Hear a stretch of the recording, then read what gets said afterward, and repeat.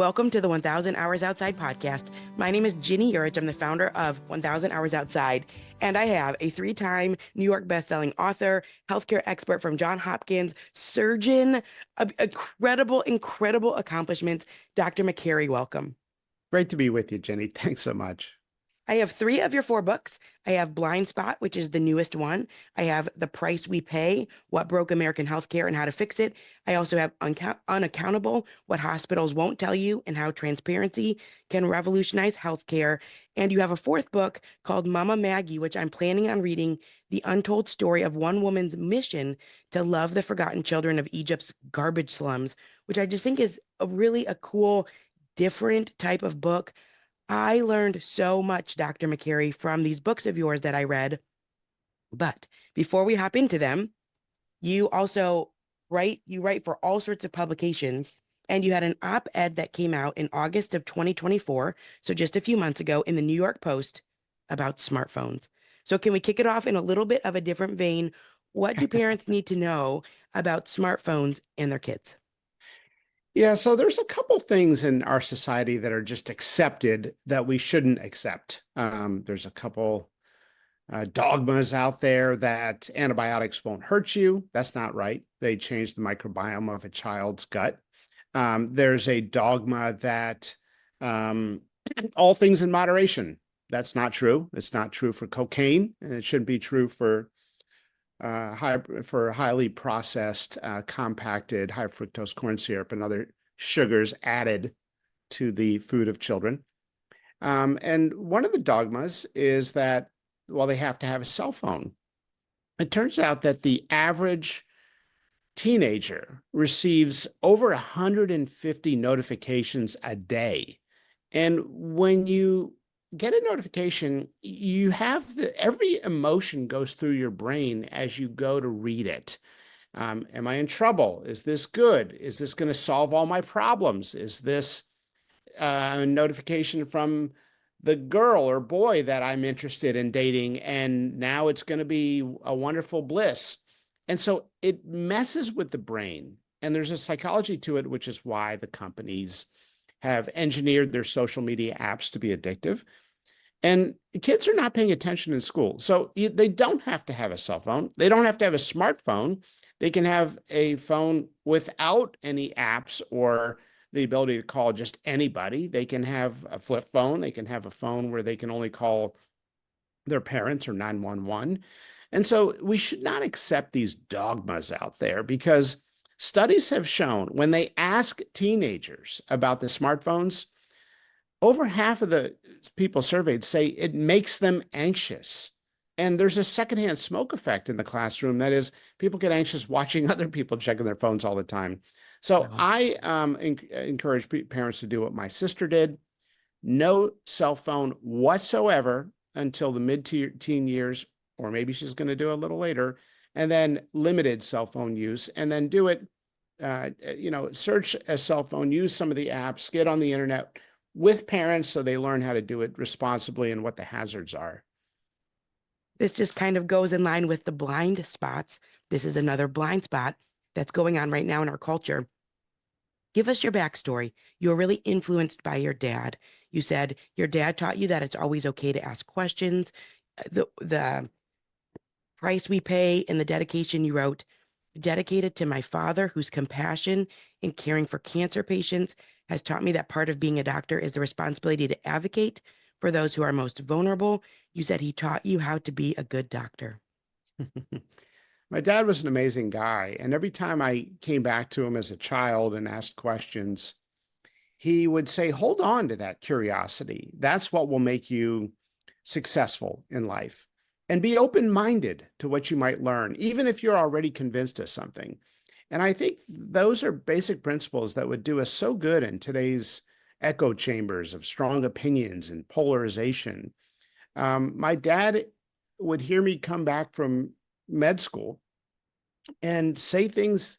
I would tell him things that just appalled me, things that I didn't understand. I didn't want to go to the next page of the textbook until I understood why is the age of puberty going down every year by a week and a half, and now is 3 years roughly sooner than it was just a century ago. And this is really a Western phenomena. They don't see the same decline in age in Europe. And so, I didn't love the way we would just brush off these giant questions in medicine. And I think there's a lot of those. We would only demonize fat. We never talked about ultra processed foods. We never once talked about pesticides, gut health, the microbiome, which is central to the health of a person. So my dad really did encourage me to keep those questions alive. And that's what I've done with my research group at Johns Hopkins. And it's what I've tried to do in my books. So this is a must read for parents because I'm a parent, I've got 5 kids, and I thought, well, every parent needs to know about these different blind spots. The subtitle is When Medicine Gets It Wrong and What It Means for Our Health. So several of the chapters are they're so imperative for parents to know about. You kicked it off with peanut allergies, which didn't exist really when I was growing up in school. You talked about the data in 1990, 0.6% of kids had peanut allergies. And by 2019, 1 in every 18 American children had them. So this is like a swing in 20 years. So Yeah. they gave the wrong advice. Yeah, this was one of those big questions that just hit me, and I didn't want to move on until I really understood it. Why is it that peanut allergies were rare just a generation ago? And you still don't see them in Africa and Southeast Asia and many parts of Europe, and it's not genetic. So why do we have this explosion of peanut allergies right in front of our eyes? And the reality is, if you actually take a deep dive, which I did in the opening of the book, is that the modern day peanut allergy epidemic in the United States really was ignited 24 years ago when the American Academy of Pediatrics issued bad advice to parents saying that no child should ever eat a peanut or peanut butter until they turn 3 years of age. Well, it turns out the abstinence of any peanut exposure in the first couple of years of life made the immune system more sensitive. And the opposite is true, that if a little bit of peanut butter exposure in infancy at 5 or 6, 7 months of age is sort of a small natural vaccine, if you will, that reduces the risk of future allergies because the body learns it. It learns to tolerate it. It's called immune tolerance. But for most of the last 24 years, parents have been given the wrong advice by doctors in the medical establishment. Now, some doctors were smart enough to know that this advice violated basic principles of immunology. But a lot of doctors just recited the catechism and just told parents to do what they were told by the small group of doctors at the top of the American Academy of Pediatrics.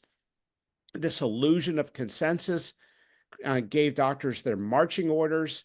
And as they sort of stomped out peanut butter and peanuts in the homes and diets of young children, peanut allergy rates went up. And as it went up, they thought, oh my gosh, we need to get more moms to comply. Like we have non-compliant mothers, anti-science mothers. We're not listening to our instructions. No, the problem was there was no science. It was dogma. The recommendation was dogma from the medical establishment. And to this day, we have the worst peanut allergy problem in the world.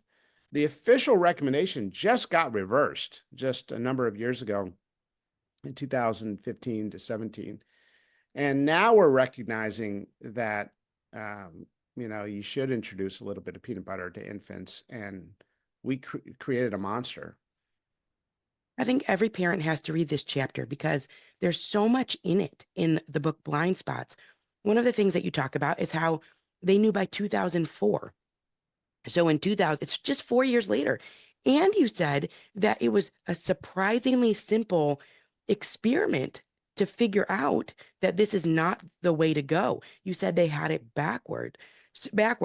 So what is a parent to do? I think this is the tricky part of raising children today. There was a doctor in East Tennessee you talked about who didn't recommend it because he'd learned about the immunology, which is similar to getting kids outside, right? We want to expose them to dirt and different things like that. It helps with their immune systems. But how does a parent navigate that? Because you told a story of this girl named Charlie who has, really bad food allergies now. And the parents said, we had no way of knowing that this was made up. We had no way of knowing that we shouldn't follow the doctor, and things are in flux. So, what advice do you give for parents on how cautious we should be with our kids? Yeah, it's tricky to navigate sometimes, right? And this is a question that comes up a lot. Well, if they got all of these things wrong, how can I trust them, or who do I trust? If the medical establishment said opioids were non-addictive for 20 years, they got it wrong. Do I trust them? When they said the food pyramid was true for 70 years, they still say it sometimes. How do I know who to trust? And so I think most doctors are trying to do the right thing. If you're in an emergency, do whatever the doctor says. But when it comes to big decisions, chronic decisions, having an elective operation, going on a medication for the first time in your life regularly, it's okay to ask about food as medicine and alternatives and different approaches or different medications or what you can do in terms of lifestyle. Sometimes we don't even explore those options. And it's not because doctors are bad people or they want people to be sick. It's because we're busy. And we've been indoctrinated in medical school that everything is a diagnosis with a medication to treat it. Diagnosis, medication, diagnosis, medication. You come out with a reflex. And when you have to see people in short visits, I mean, I think we've done a terrible thing to doctors. We've told them, put your head down, focus on billing and coding. We're going to measure you by your throughput. Yeah. And we haven't given doctors the time or resources or research evidence to actually educate people about what we should be doing differently. Maybe we need to talk about school lunch programs, not just putting 6-year-olds on Ozempic. Maybe we need to talk about treating diabetes with cooking classes, not just throwing insulin at people. We need to talk about sleep quality, not just antihypertensives to treat high blood pressure. We need to talk about environmental exposures that cause cancer, not just the chemo to treat it. Maybe we should treat more back pain with ice and physical therapy, not just surgery and opioids. So we have a culture in medicine that is very wired towards drugging, cutting, and billing. And it's resulted in doctors having record rates of burnout. We have the highest suicide rate of any profession. And I think when people are trying to figure out, who do I believe or what do I believe? My doctor seems like a nice person. Well, they are good people, but sometimes the culture has a powerful effect. And I think it's good to be educated. I don't want people to be cynical towards their doctors. The vast majority of doctors are giving great advice and doing the right thing. But when it comes to big questions, it's okay to be educated. And there's a bunch of us doctors now that are going directly to the public to try to educate people about food and medications and the microbiome and gut health and perimenopause and other major topics in medicine that we don't talk about as we should, that we need to talk about. I think one of the things that's maddening as a parent, and you feel it as you read the book, is there seems to be no repercussions for, and you use the word vigorous, and I thought that was such a great word. It's like there is this, you say it came out with a big splash, the 1, 2, 3, no milk until 1, age 2 is eggs, age 3 is peanuts. It's very vigorous. It's really pushed. And then when it changes, and it changes way too late, there isn't the vigorous campaign to say, oh, we got this wrong. And so what you talk about is some of these things, they're still out there. You talked about how the fact that moms, low risk mothers who can't eat or drink during labor, that's still out there. WIC still does not cover peanut butter for infants. So, and on the other hand, the pharmaceutical companies are making a lot of money off of EpiPens. So, I mean, should there be accountability there? I think that's one of the craziest things in my mind that's going on when someone steers you wrong, but then they're jacking up the price of EpiPens from $100 to $600, and they have to be restocked each year. So it's like some people are really losing and some people are really gaining. Yeah, I think people are hungry for honesty in healthcare. And when you get something wrong, people want an apology and they deserve it. I've made mistakes in the hospital. And when you make a mistake and you tell somebody, when you're transparent, when you're honest, when you feel bad, when you apologize, people can be very forgiving. But we haven't seen that from our medical establishment. And you're right, we have not corrected the record on our bad recommendations with the same vigor by which we put them out initially. When we told parents to avoid peanut butter for young kids, it was a very strong recommendation. And when it was reversed, they didn't really broadcast it that much. They just kind of faded out and then started giving different recommendations. The food pyramid, that was so catastrophic. You didn't see an apology. Hey, we feel bad. Obesity rates skyrocketed as we ignored the role of sugar, refined carbohydrates. You didn't hear that from anyone. The American Heart Association, the Surgeon General's office, any of those many institutions that forced the food pyramid on us. And I think people are hungry for that, especially coming out of COVID. Many people feel that there were mistakes made with prolonged school closures and cloth masks on toddlers, not allowing people to visit their dying loved ones for nearly 2 years or more in many hospitals. In my opinion, that was a human rights violation. We should never say, no, you're not allowed to go be with your dying mother in the ICU. So I think people are hungry for honesty and humility. I mean, you bring up COVID, it's like this is just such a real and recent issue. We struggled. I've got 5 kids. I mean, that was a really hard season for us. And so when you talk about the vigor, I mean, the vigor of the masks was wild. And then even the food pyramid, I didn't know the food pyramid changed. And I heard little things about how later on the masks, now they're saying it wasn't as effective, or the 6 feet distancing, it kind of came out of thin air. But even still, I'm like, is that true? I don't, Yeah. you hear like just little whispers of it, and that's all. We live in Michigan, Dr. Makary, and there's this really cool river near Ann Arbor. It's in Ann Arbor that the Army Corps of Engineers took these two sides of the river, and they took one side and they funneled it down to these little waterfall drops, and you can ride it in a tube or ride it on a kayak. And our governor actually shut it down for a while. So she shut down the river. But additionally, when it wasn't shut down, people were kayaking down the river, a single kayak, wearing a mask. So that's the vigor. They are alone in a Yeah. kayak outside on a river near no Yes. one, wearing a Look, mask. so Jenny, I think you're onto something really important here, and that's a broader message. The most dangerous thing you can do to lose credibility is to put out a recommendation with such absolutism, suggesting it's based on science when it's just a gut feeling. It's just an opinion of a doctor. And so what we had was a small group of doctors at the top issuing these broad, strong, absolutist recommendations. And then they just kind of faded out when they realized there's really nuance to it. So both, yes, an N95 high quality mask that's tight fitting does reduce the transmission of respiratory viruses. Yes, that is correct. But I see nurses who can barely wear those things in a tight fitting way in a shift. And we want a child to wear that for 2.5 years. And so the idea that, well, it didn't matter what kind of mask, just wear anything.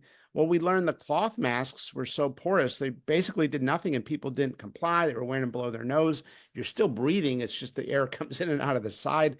And so this incredible culture war that erupted over the masks just shows how many times we, didn't listen to good scientific data. We wouldn't have nuance. And it really captures, in my opinion, a broader theme that I write about in the book Blind Spots, because I didn't want to talk about COVID in the book. People are sick of it and it's very tribal, but people kind of already made up their minds.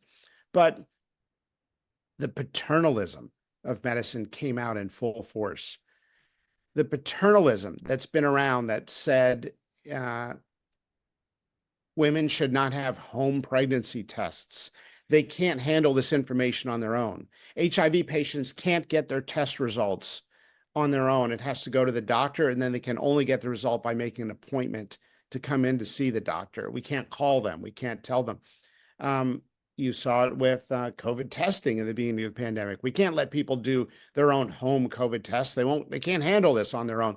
And you saw this medical paternalism that's actually very strong in the modern history of medicine. It's done a lot of damage.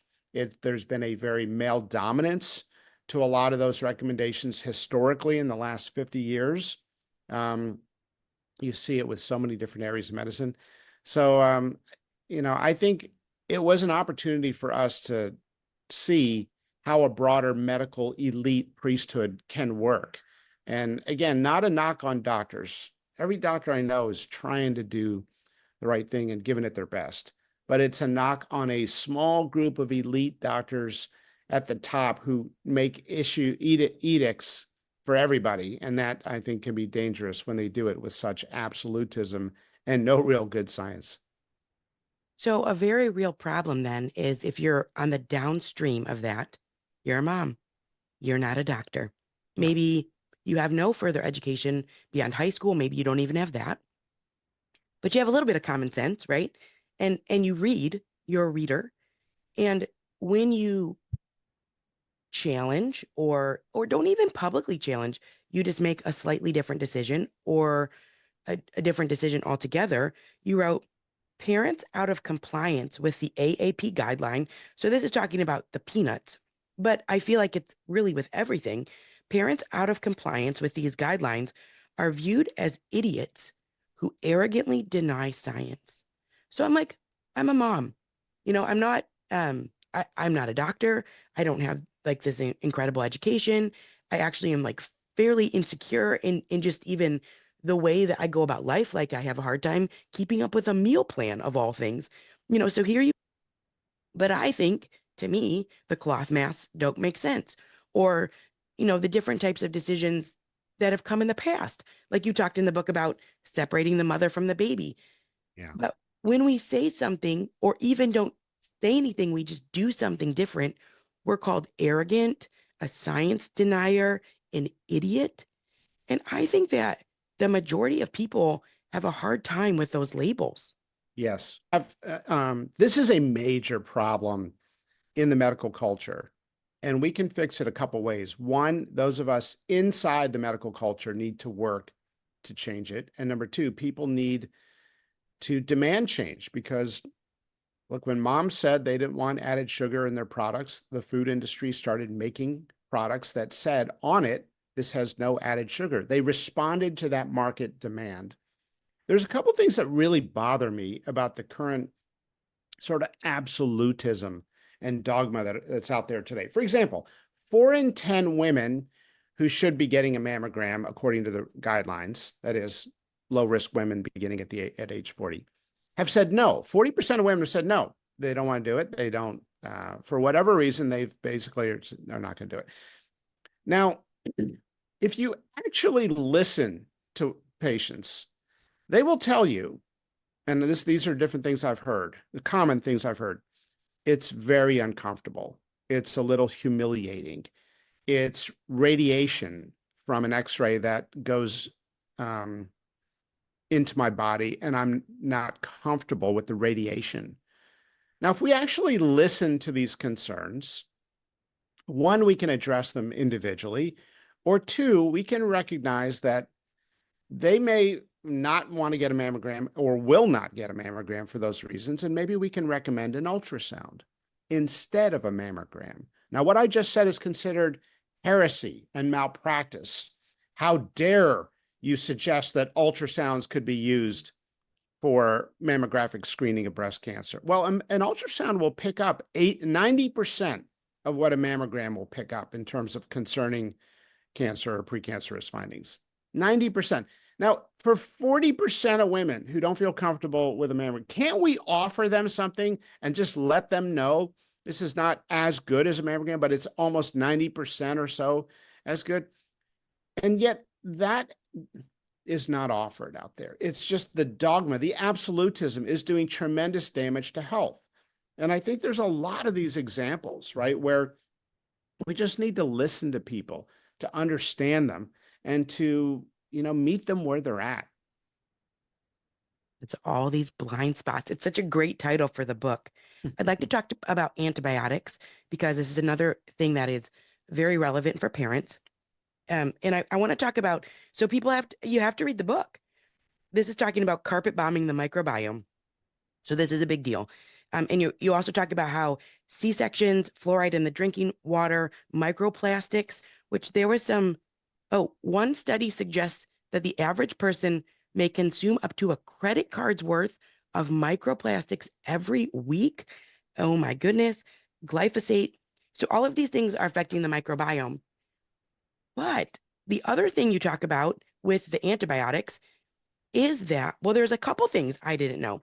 Antibiotics make animals fatter. And there was a study, if someone had taken like 5 or more rounds of antibiotics, they were 53% more likely to develop diabetes, which you said was a dose-dependent relationship that suggests a close association. So I didn't know any of that. Also, antibiotic resistance. Listen to this. It used to take 21 years on average for bacteria to become resistant to a new antibiotic. Now it takes an average of 1 year. There are so many things in this antibiotics chapter. The microbiome, I mean, that's a whole issue in and of itself, but the fact that someone's Achilles heel ruptured, that there's other side effects that we don't know of, it's maybe contributing to obesity, and also the antibiotic, that's a lot of things. Do you want to cover any of them? Do any of them rise to the top? So thank you for your interest in this topic, Ginny, because it's so important. And this is, a very practical thing for parents out there to know about. Antibiotics save lives. They can prevent hearing loss when early bacterial infections are treated appropriately with antibiotics. They've done a miracle in modern medicine. It's defined the white coat era of medicine over the last 80 years, making childbirth much safer, allowing doctors to do surgery, preventing a child from dying from a scratch that in a previous era before antibiotics could result in an infection and death. Antibiotics are amazing, but they're massively overused. 60% of antibiotics are unnecessary in many studies, and I think it's higher. I think it's 80%. And I can tell you that because I've been forced to give them when I have not wanted to give them because there are hospital protocols around just giving them blindly in certain situations. And so what are the antibiotics doing? They are carpet bombing the microbiome. That is, the millions of bacteria that normally live in the gut. They live in a balance. These bacteria are not just sitting there. They are a very busy garden of active bacteria that are involved in digestion and absorption. They produce vitamins. The bacteria make vitamins. Some of them even make a little Ozempic in low levels. They regulate estrogen to some degree. They make most of your body's serotonin, which is involved in mood and mental health. They train the immune system. This is really the central organ of health. And sometimes when those bacteria are out of balance, you can get a lot of inflammation. Sometimes it is involved in leaky gut. So there are so many roles of the microbiome. And when we take an antibiotic thinking, oh, there's no downsides, well, it's reshaping some of that microbiome. It's changing the balance. It's killing some, allowing other bacteria to overgrow. And these studies are very compelling. And I can tell you, many of my colleagues at Johns Hopkins, most of them, had no idea about these studies. The kids who took antibiotics in the first 3 years of life, I think it was first 2 years of life, had a 20% higher rate of obesity later in childhood compared to kids who did not.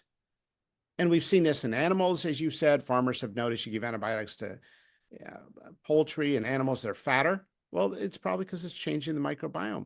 And so the world expert in the microbiome who I interviewed noticed that for years, farmers were giving antibiotics to animals to make them fatter. And he wondered, well, what's it doing to humans? What's it doing to children? And so he did these studies that are amazing, showing that antibiotic use was also associated with a higher rate of attention deficit disorder, asthma, celiac. It was nearly 300% higher among kids who took antibiotics in the first couple of years compared to kids who didn't. So there's something major going on here. This is an organ system we should respect, not ignore. The medical establishment has ignored the microbiome throughout my entire training as a medical student, as a surgical resident, as a gastrointestinal surgery specialist doing gastrointestinal surgery fellowship training at Johns Hopkins. Never once did we talk about the microbiome. It's unbelievable. We're looking at it. We're working with it. We're redoing the plumbing and the GI system. We're treating all these complications, and we never talk about it. There's now a mature body of medical literature that I try to summarize for people in the book so they can understand what to do, what to eat, what to not eat. For example, seed oils are pro-inflammatory. The vegetable oils, canola, corn, soybean, these are often the oils on processed foods if you read the labels.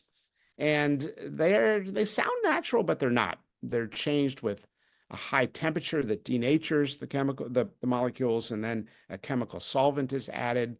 So it's good for shelf life, but it's not good for the body. And there are so many of these things where if we understand the microbiome, we now see a plausible mechanism by which certain things affect our health. For example, pesticides. They're not directly toxic to most of the cells of the body, but if they're killing pests, what do you think they're doing to the bacteria in the microbiome? Well, they're probably killing bacteria in the microbiome and altering the microbiome, especially when you're eating them all the time.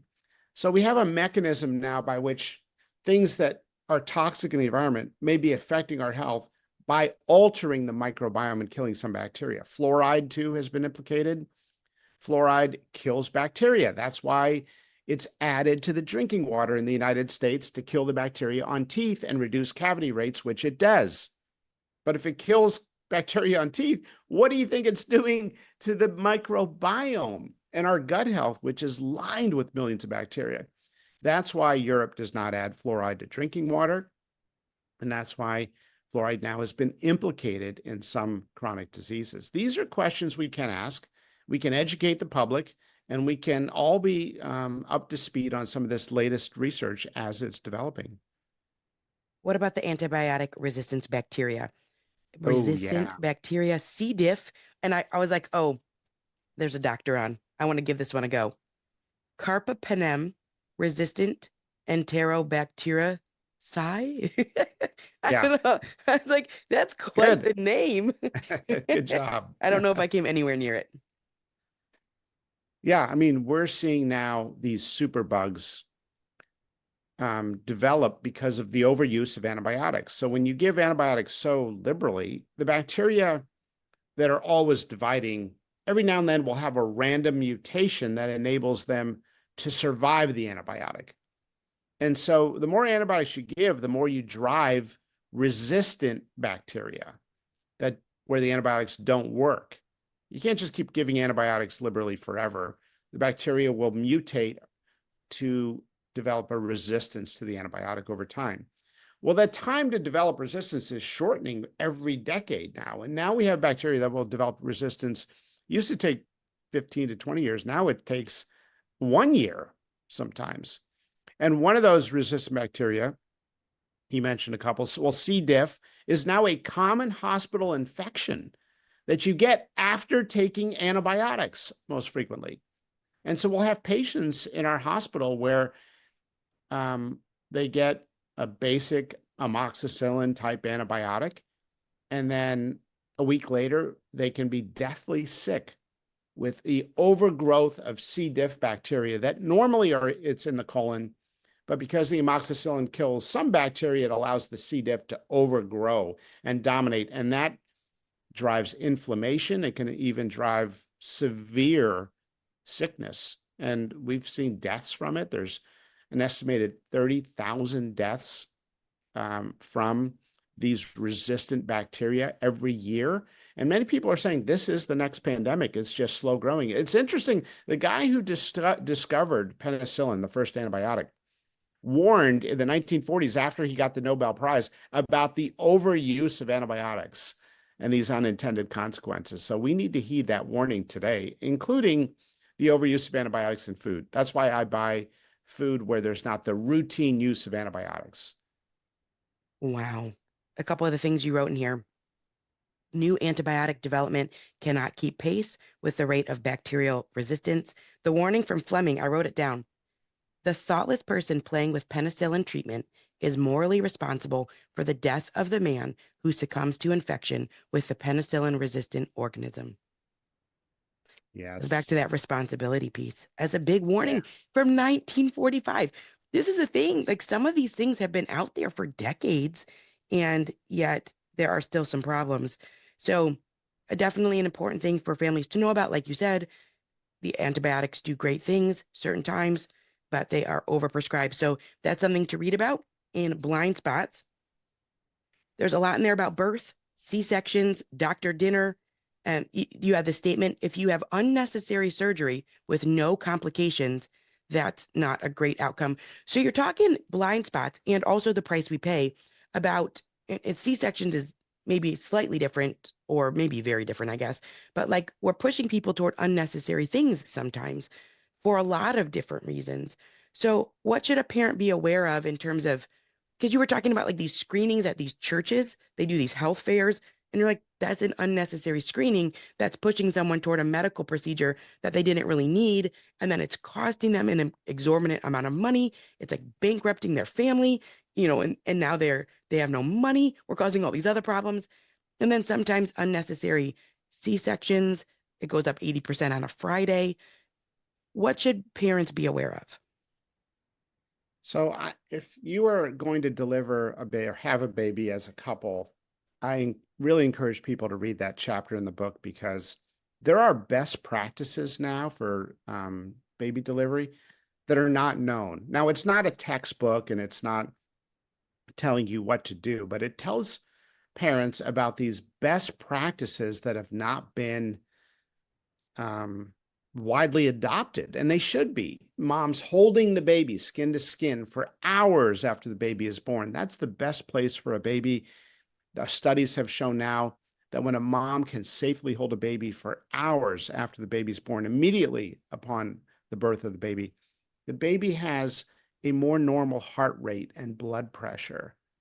And they've even found that the baby's glucose is more likely to be normal. Now, you might say, well, how does holding a baby result in a more normal glucose level in the baby's blood? Well, the baby is not having stress hormones spike when the baby is not held by the mother. And so when you have all those steroids spiking when the babies are separated, that affects the blood glucose level. And we don't see that to the same degree when a mom holds a baby. So there's something magical about bonding. We don't fully understand it. We now know that when there's delayed cord clamping, that is, they don't cut the cord the second they see it. It's kind of I always thought that was absurd. Like, there it is, cut it. Why? It's pulsating. We're watching the blood flow to the baby that's warm right into the baby's system, so it keeps the baby warm. The blood has stem cells, and it's got something called fetal hemoglobin, which is a very high binding oxygen type of molecule. So they've done studies now when there's delayed cord clamping, say a minute or two after the baby is born, then the babies have a different brain development. There's something about the myelination of the brain that has only been suggested in one study that I mentioned in the book, but it's really interesting. And if there's something really there, it would, suggest that delayed cord clamping has more benefits than just the short-term benefits. And then breastfeeding is good for the baby. Now, it's not politically correct to say that in the modern world, but it's a scientific truth. And women cannot breastfeed sometimes. They're physiologically unable or they're unable for other reasons to breastfeed. We shouldn't shame those women. But let's not fool ourselves. Breast milk is the best form of feeding for the microbiome and its development. And C-sections save lives, and they're necessary sometimes, but C-sections are bad for the microbiome. Why? Because the gut of a baby in utero is sterile. And so where does that microbiome come from? Well, you've got millions of different bacteria that normally live in your gut, in life. So where do those bacteria come from? Well, when a baby is born through a vaginal delivery, the bacteria in the birth canal will seed the microbiome of that baby.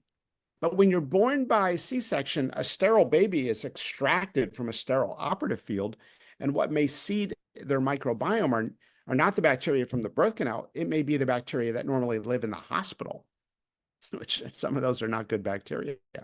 And so they've noticed an association recently between babies born by C-section and asthma, irritable bowel syndrome, inflammatory conditions, and even a recent study showing an association with the colon cancer in young people. If you remember, there's a rise in colon cancer in young people under age 50. One study found an association between people born by C-section. Now, who knows if that's a true cause and effect, but it may be all of these things cumulatively that affect the microbiome. People ask me, what causes obesity? What causes autism? What causes a lot of these chronic diseases that are surging in our lifetime that we rarely saw in prior generations? And I always come back to the microbiome. We have altered the microbiome in ways we have not fully studied. And the more we look at it, the more we're finding these associations. So it all starts at the time of childbirth, and that's why. And some hospitals now are recognizing if they have to do a C-section, maybe it's good to take vaginal fluid and swab it on the baby's face. That's a protocol at Mount Sinai Hospital in New York. We're going to learn more about the microbiome, but it all starts at the time of birth. You talked about this earlier. Instead of asking, do these things cause cancer? We should ask, do they alter the microbiome? So really important things for parents to notice. And you said that you also talk about solutions. So I want to throw that out there. And you talk about disruptors, people who are coming in and doing different things and creating wellness centers and working on the loneliness piece and the food classes. And so I thought that's a really amazing part of your books. You don't just talk about the problems, you throw out practical solutions. You said at one hospital, if they put up, let's say, what are everyone's C-section rates, that the amount of overall C-sections dropped by 50%. That's so much. So I love that you have the practical solutions. The book is witty. The books, like there was one where it was like, we do race for breast cancer, but we don't do race for the microbiome. It's harder. It's harder to raise the funds. And one of the things I thought was really witty, but also very sobering in the price we pay. So this is a book about, I'll tell you our story. This is just a very small one, but our youngest daughter, when she was 1, had a thing called nursemaid's elbow. Never had heard of it. But the ligament, when they're little, the ligaments are stretchier. It came out of place. We'd never heard of it. But she had, sort of fallen down to the ground and started screaming. And so we thought, well, did she break her wrist? She was really little. And so we took her, we were out of town and she wouldn't calm down. So we took her to the hospital. And it was traumatic because we have 4 kids at the time, 5 kids. So 4 other kids in the waiting room. My husband's not allowed to go back. It's late at night and they're doing all these x-rays and they can't figure it out. And they keep twisting her arm and she's so upset. And they gave us Tylenol and sent us home. And while my husband was in the waiting room with the other 4 kids, he's like, I think I found on YouTube what it is. I think it's this thing called nursemaid's elbow. And then he fixed it. My husband fixed it. So, wow. So then they charged us $1,200. And I was like, well, you didn't even fix the problem. It would be like having someone to come in and fix your fridge and they don't fix it. And then they still charge you. And it was a pretty common thing, like nursemaid's elbow. We ended up reading about it. And it turned out it's like kind of something that other people have. It's somewhat common. So you talked about with the healthcare, that's why I'm saying it's witty. You had all these really, really good comparisons. So you were like, it's like if someone came to mow your lawn for 30 minutes and then they billed you $8,000 and you had no option but to pay it. Or if you wanted to get an orange at the grocery store because you're hungry and you're like, how much does it cost? And they say, you have to buy it to find out. And then you buy it and they charge you $500 and there's no returns. So it's witty. It's just such a great way of illustrating what's going on. And people can pick the book up. It's fantastic. The Price We Pay. What should parents know about the cost of medical care, and how they should be approaching that when different things come up? Yeah. So from the book, The Price We Pay, which was really designed to educate people about medical bills and how to manage that whole world and just what your rights are and the importance of negotiating. People don't know you can negotiate a lot of these bills. You can negotiate them on the front end, during, and after the medical care. And the bills need to be, hospitals have to live up to their responsibility to serve the community, not price gouge and engage in predatory billing. And so there are ways to hold hospitals accountable if you get an outrageous bill. I think the most important thing is don't pay the bill until you have a chance to talk to somebody about it. If you think there's a mistake, if you think it's too much, you can look up the price and shop before a lot of elective care right now. There are great websites out there. I'm involved in a company called Sesame Care, allows people to shop for a lot of medical services. There are many shoppable type of platforms now. And so I wanted people to know what their rights are and if you just tell people, hey, these are your rights, then it's a boring textbook. Nobody's interested. But if you tell the amazing stories of the disruptors who are coming up with new businesses, who are changing things, if you can use humor and identify heroes and villains in the system, I actually think they're all good people in healthcare. They're just working in a bad system. It's a system we inherited, and it's a terrible system. So, so those are some thoughts on the whole medical billing side. The book is fantastic. You talk in there about nudging, which I'd never heard about, that patients make decisions based on how we present the options to them, and doctors know the trigger words depending on their specialty. So it might be safer for the baby, or your knee is bone on bone, or this is a widowmaker. So that's a good thing to know about. You say 1 in 5 procedures are unnecessary, and also 1 in 5 Americans currently has medical debt. You talk about, we use Samaritans, which is like a health share Yeah. sharing. It's fantastic. You talk about that in the book as a disruptor. These are fantastic books. I like to wrap it up with humility because you talk about this in both books. The most important characteristic of a good doctor is humility. And I'd like to tie that in a little bit with the vigor that we talked about at the very beginning, the push for conformity, that this is really a battle for freedom of speech and silencing doctors who disagree. You wrote, silencing doctors who disagree removes an important check on the scientific community. We need more debate, not more dismissals. The public health ruling class does not tolerate dissenting opinions. You talked about this conference about bullying, where some lady got bullied out of it because she didn't agree. I was like, that was ironic and funny, but not funny. So the books are fantastic and interesting. How would humility help to lighten this environment that we're in, where if you say anything different, you're really shunned for that? Yeah, I think we need a more civil discourse in America, not just in medicine, but in society, to reduce the shouting, to reduce the affirmation of what we already believe, which is what our social media and news operations are doing now.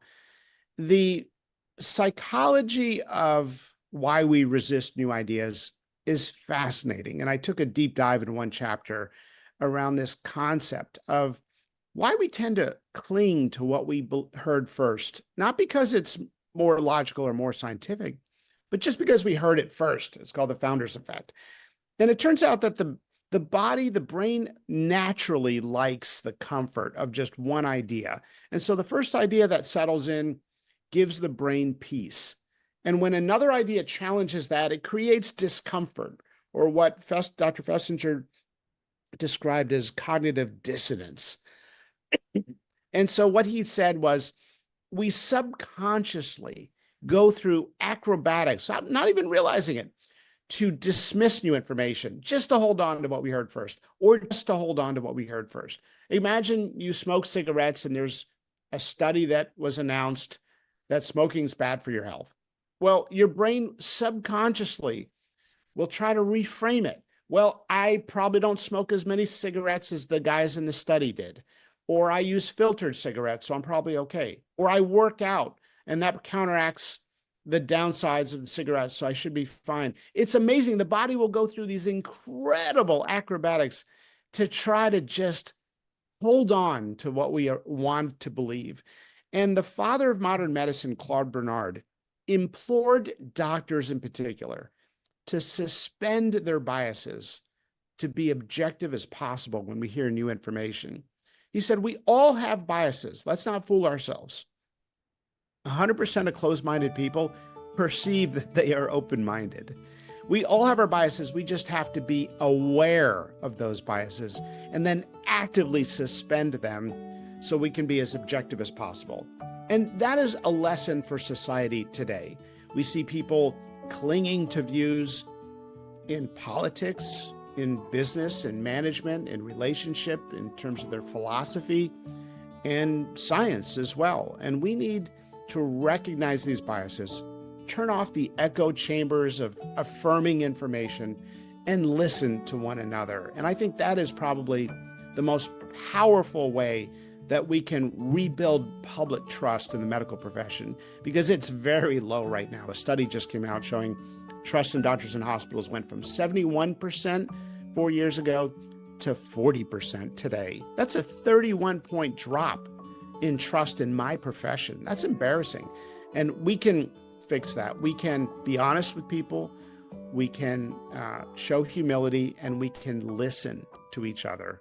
And I think that's a lesson for all of us. He wrote, people who actively work to be open and objective are impressive. They are also easy to spot. They surprise people with their positions on different issues. Dr. Makary, what an honor. These books are phenomenal. I learned so much, way more than we've even touched on in this episode. Thank you. Thank you for coming on. Thank you for writing these phenomenal bestsellers. And I can't wait to read the mama one. We always end our show real quick with the same question. What's a favorite memory from your childhood that was outside? Well, it's funny. It's about Mama Maggie, the fourth book. Mama Maggie is my aunt, and so that's why I wrote a book about her with Ellen Vaughn. She does amazing work in Egypt with poor children, amazing stories, and it's inspired me through my childhood. So great to get to know you, Ginny. It's so awesome to talk to you. Thanks for having me, and I'm glad you enjoyed the books. Yes, thank you. Thank you. Have a great rest of the day. All right, you too. Thanks so much, Bye-bye. Ginny.